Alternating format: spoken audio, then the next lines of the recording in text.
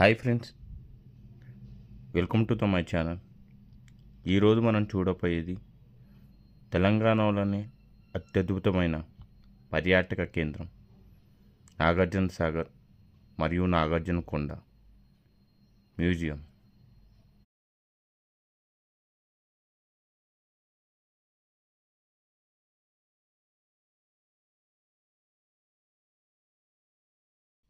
రాండి, మనం కలిసి ఈ బోటు ప్రయాణం మొదలు పెడతాం. తెలంగాణ టూరిజం వారు నాగార్జున కొండ ద్వీపానికి మనల్ని తీసుకువెళ్తున్నారు.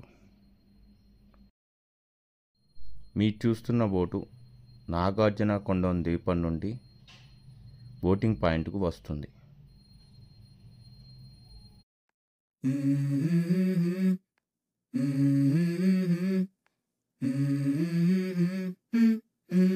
Let's go. I wake up to a little bit of drool on my pillow, feel like it's gonna be a bad day. Yeah, I'm tired of shit, and the coffee ain't hit yet, damn ain't that great. I don't wanna go to work, cause my boss is a jerk, and I'm not even that paid. I need a change in my life, cause I don't feel alive, and there's nothing that makes me happy. Hold my beer for a minute, I'm about to quit my job, cash in for a ticket. I'm going on a trip and I don't plan to visit. I'm gonna stay there till I feel like I'm winning, and this is just the beginning. I need a big change, help me feel like living. I need a big swing, home runs I'm hitting, and I'll never look back, moving on till I get it all. Nagarjuna కొండ వెళ్ళే ఈ ప్రయాణం చాలా అనుభూతులను ఇస్తుంది. చుట్టూ నీరు, పెద్ద పెద్ద కొండలు, పచ్చని వాతావరణం ప్రశాంతంగా అనిపిస్తుంది.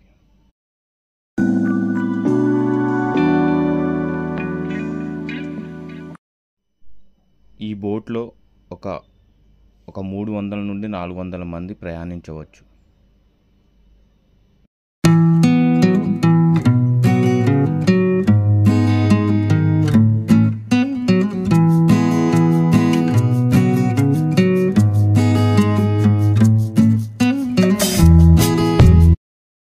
ఈ విధంగా బోటు ప్రయాణిస్తూ ఉంటే కొద్ది దూరంలో మనకు నాగార్జున సాగర్ డ్యామ్ కనిపిస్తుంది.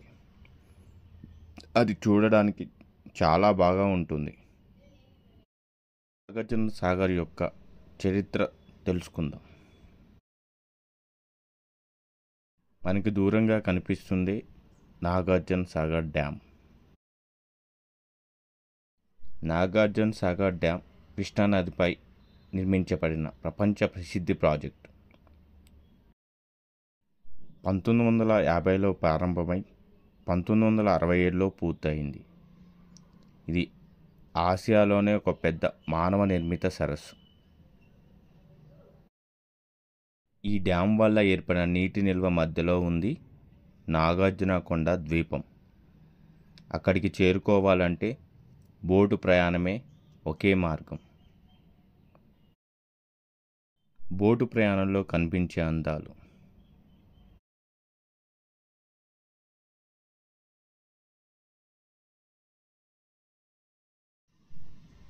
నాగార్జున సాగర్లో కొంతమంది ఈ విధంగా చేపలు పడుతూ ఉంటారు.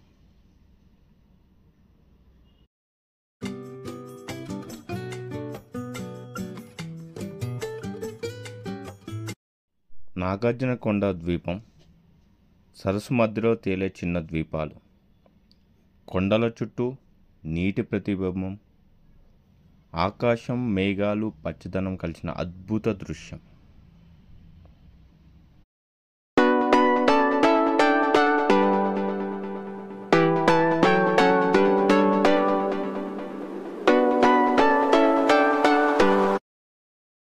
బోట్లో ప్రయాణిస్తూ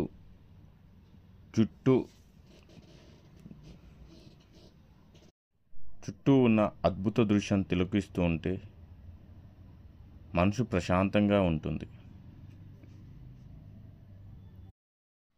నాగార్జున కొండ ద్వీపం బోటు దిగిన వెంటనే మనకు ఎదురవుతుంది.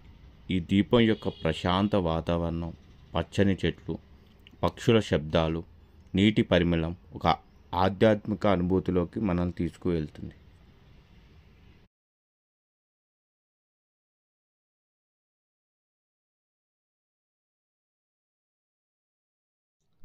నాగార్జునకొండ ద్వీపం మహాబౌద్ధ ఆచార్యుడు నాగార్జున పేరుట పేరు పొందింది. ఒకప్పుడు ఇది బౌద్ధ విద్యా కేంద్రంగా ఉండేది.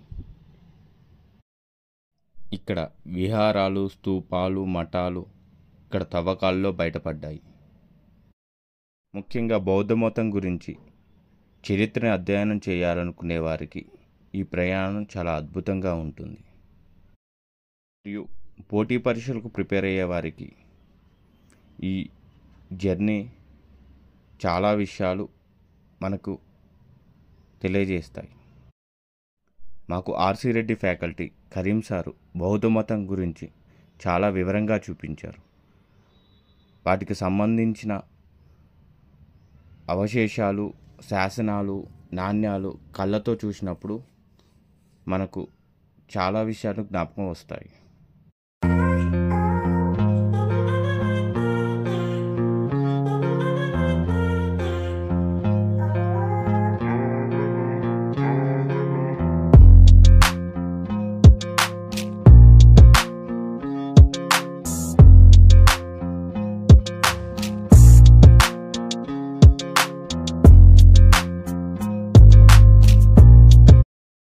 నాగార్జునకొండ మ్యూజియం ద్వీపంలో మధ్య భాగంలో ఉంది. ఇది ఆర్కియాలజీ సర్వే ఆఫ్ ఇండియా ఆధ్వర్యంలో నిర్వహించబడుతుంది.